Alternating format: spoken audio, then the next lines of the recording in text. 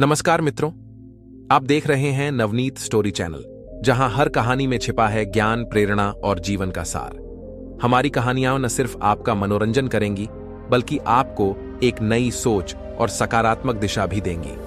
तो आइए शुरू करते हैं आज की प्रेरणादायक कहानी। लेकिन उससे पहले हमारे चैनल को लाइक, सब्सक्राइब और शेयर जरूर करें, ताकि ऐसी ही रोचक और प्रेरणादायक कहानियां आपको मिलती रहें। एक दुष्ट राजा बहुत समय पहले की बात है। एक राज्य था जो धन धान्य से भरपूर था, परंतु वहां का राजा बेहद क्रूर और निर्दयी था। उसका नाम राजा वीरधन था। वह अपनी प्रजा पर अत्याचार करता, जबरन कर वसूलता और जरा जरा सी बात पर कठोर दंड देता। प्रजा उसकी क्रूरता से त्रस्त थी, परंतु भय के कारण कोई भी उसका विरोध करने का साहस नहीं करता था। राजा वीरधन के महल में सोने चांदी की कोई कमी नहीं थी, लेकिन उसके लालच की कोई सीमा नहीं थी। वह आए दिन नए नए कर लगाता और गरीबों की संपत्ति छीन लेता। जो कोई भी उसकी आज्ञा का उल्लंघन करता, उसे या तो कारागार में डाल दिया जाता या फिर कठोर दंड दिया जाता। लेकिन कहते हैं, अन्याय अधिक दिनों तक नहीं चलता। धीरे धीरे प्रजा के भीतर विद्रोह की आग जलने लगी। गुप्त रूप से कई लोग राजा के विरुद्ध योजना बनाने लगे। उनमें से एक युवक, जिसका नाम अर्जुन था, सबसे अधिक साहसी था। वह चाहता था कि इस अत्याचारी राजा का अंत हो और राज्य में न्याय स्थापित हो। राजा वीरधन के अत्याचारों से तंग आकर अर्जुन ने राज्य के लोगों को संगठित करना शुरू किया। वह रात के अंधेरे में अलग अलग गांवों में जाकर लोगों से मिलता और उन्हें एकजुट होने के लिए प्रेरित करता। अगर हम सब मिलकर राजा के खिलाफ खड़े हो जाएं, तो वह हमारा कुछ नहीं बिगाड़ सकता, अर्जुन जोश से कहता। धीरे धीरे उसकी बातों का असर होने लगा। लोग अब राजा के अत्याचारों के खिलाफ आवाज उठाने को तैयार होने लगे। राजा वीरधन को जल्द ही यह खबर मिली कि राज्य में कुछ लोग उसके खिलाफ विद्रोह की योजना बना रहे हैं। उसने अपने सैनिकों को आदेश दिया कि वे विद्रोहियों को ढूंढकर कड़ी सजा दें। राजा के गुप्तचरों को अर्जुन पर शक हुआ, लेकिन वह बहुत चतुर था। उसने अपने साथियों को सावधान कर दिया और गुप्त स्थानों पर छिपकर राजा के खिलाफ रणनीति बनाने लगा। एक दिन राजा ने कर वसूलने के लिए अपने सैनिकों को गांवों में भेजा, लेकिन इस बार लोग चुप नहीं बैठे। अर्जुन और उसके साथी तैयार थे। उन्होंने सैनिकों पर हमला कर दिया और उन्हें भगा दिया। यह खबर पूरे राज्य में आग की तरह फैल गई। अब जनता का हौसला बढ़ गया था। राजा वीरधन यह सुनते ही क्रोधित हो गया। उसने अपनी पूरी सेना को विद्रोहियों को कुचलने का आदेश दिया।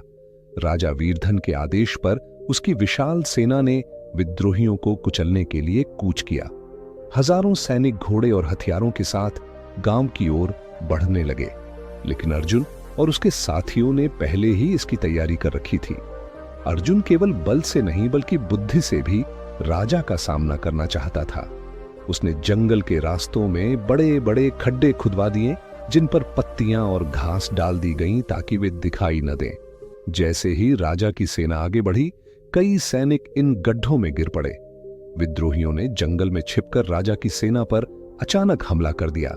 राजा वीरधन यह देखकर भौंचक्का रह गया।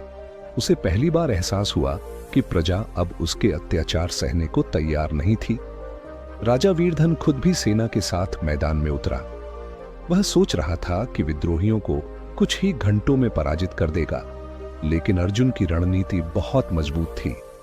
विद्रोही चारों ओर से राजा की सेना पर टूट पड़े। हर गांव से लोग युद्ध में शामिल होते गए। सेना के कई सैनिकों को एहसास हुआ कि वे एक अत्याचारी राजा के लिए लड़ रहे हैं, इसलिए वे युद्ध छोड़कर विद्रोहियों के साथ मिल गए। अब राजा वीरधन की हार निश्चित लगने लगी।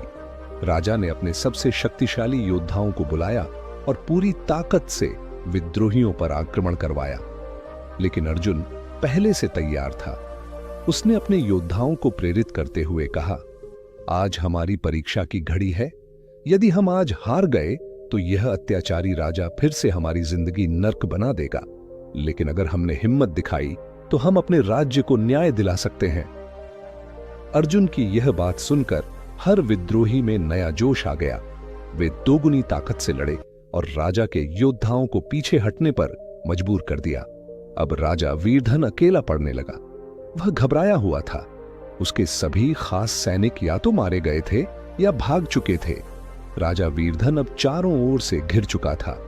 उसके सबसे विश्वास पात्र सैनिक या तो मारे गए थे या मैदान छोड़कर भाग चुके थे। विद्रोहियों का जोश और बढ़ गया था। अर्जुन ने अपने साथियों को आदेश दिया कि वे राजा को जिंदा पकड़ें ताकि उसके अन्याय का उचित न्याय हो सके। लेकिन राजा वीरधन कायर था। उसने अपनी हार देखी और अपनी जान बचाने के लिए भागने का प्रयास किया। वह घोड़े पर सवार होकर जंगल की ओर भागने लगा। अर्जुन और उसके साथी तुरंत उसके पीछे दौड़े। जंगल में राजा का घोड़ा अचानक ठोकर खाकर गिर पड़ा और वह नीचे आ गिरा। उसके कपड़े गंदे हो चुके थे, उसका मुकुट दूर जा गिरा था और अब वह पहले की तरह शक्तिशाली नहीं लग रहा था। वह कांपते हुए उठा और पीछे हटने लगा। अर्जुन और उसके योद्धाओं ने उसे घेर लिया।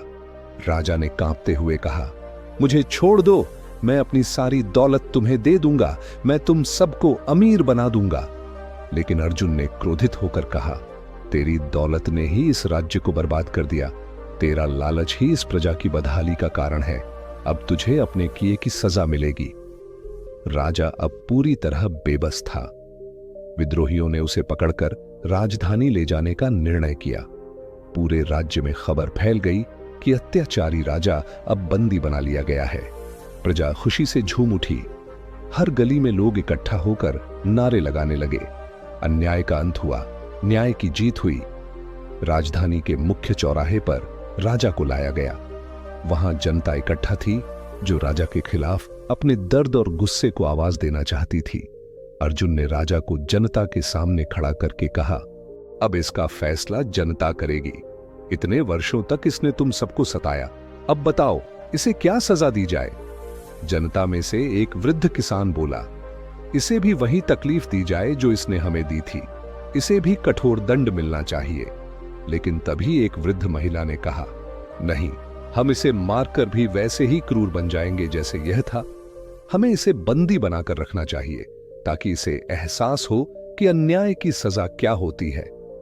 अर्जुन ने सोचा और फिर जनता की सहमति से निर्णय लिया कि राजा को हमेशा के लिए कारागार में डाल दिया जाए, जहां वह अपनी बाकी की जिंदगी पश्चाताप में बिताए। अब राज्य को एक नया नेतृत्व चाहिए था। प्रजा ने अर्जुन को राजा बनाने का अनुरोध किया, लेकिन अर्जुन ने विनम्रता से इनकार कर दिया। उसने कहा, मैं राजा नहीं बनना चाहता, लेकिन मैं चाहता हूं कि यह राज्य अब न्याय के आधार पर चले। हमें मिलकर एक ऐसा शासन बनाना होगा जहां हर किसी की आवाज सुनी जाए। इसके बाद राज्य में एक नई प्रणाली लागू की गई, जहां जनता की राय से प्रशासन चलने लगा। अब कोई राजा नहीं था, बल्कि प्रजा ही अपने नेताओं का चुनाव करती थी। राज्य में खुशहाली लौट आई, अन्याय का अंत हो गया और अर्जुन का नाम इतिहास में एक नायक के रूप में अमर हो गया। कहानी से सीख, अत्याचार अधिक समय तक नहीं टिकता। न्याय और सच्चाई की हमेशा जीत होती है। जनता में एकता हो तो कोई भी शासक उनका शोषण नहीं कर सकता। कहानी समाप्त।